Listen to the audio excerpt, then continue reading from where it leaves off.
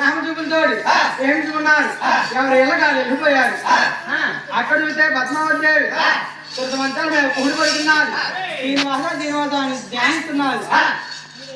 అక్కడ చూస్తే శ్రీనివాసుడు అప్పుడు దాకా మాట్లాడదా తిరిగేవాడు.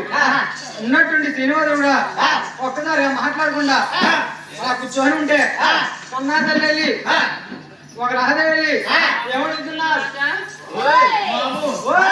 ఎప్పుడు కూడా ఆ కథ ఈ కథ చెప్పేవాడు. ఈ రోజు ఏంట్రా మనం ఉండిపోయావు నాయన.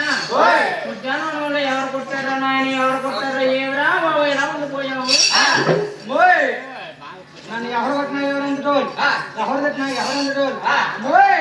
నేను పెళ్ళికి అక్కడికి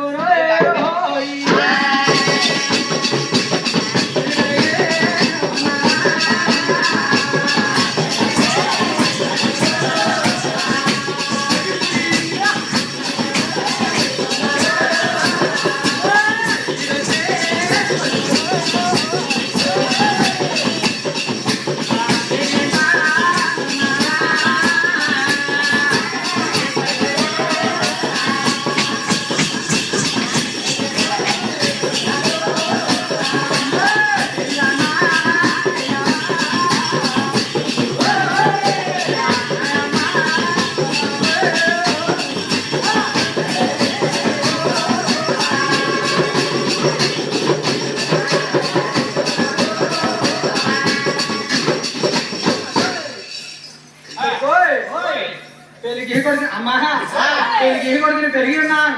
వీడు ఎత్తు కొడుకు ఎండుకున్నాను. నాకు చూడాలి పెళ్లి కావాలమ్మా అని శ్రీనివాసుడు కూడా అంటా ఉన్నాను. ఇప్పుడు ఇప్పుడు పెళ్లి అంటే డబ్బు కావాలి, ధనం కావాలి, పిల్లలను చూడాలి, పెళ్లి చేయాలి, టైం పడుతుంది అన్నది. శ్రీనివాసుడు అన్నాడు పెళ్లి పెళ్లి అంటున్నా మనం చూస్తే తెల్లారికి కట్టుకోవడానికి బట్టలేదు. పెళ్లి అంటే మనం చూస్తే పిల్లలు వస్తారు, వాళ్ళు ఇస్తారు, రాసి వాళ్ళు అంటున్నాం, మేడలు ఉన్నాయి, బంగారు మిత్రులు ఉన్నాయి. మనం చూస్తే తాటగిల్లో ఉన్నాం. బాబు నువ్వు పెళ్లి అంటే పిల్లలు వస్తారు నాయన. నువ్వు పిల్ల కోసం భయపడుతున్నావమ్మా. పిల్ల కోసం భయపడద్దు. మహతరాజు ధరణి దేవకోదు మహతుడు కూడా నువ్వు ప్రేమించాలని ఆ శ్రీనివాసుడు చెప్తున్నాడు.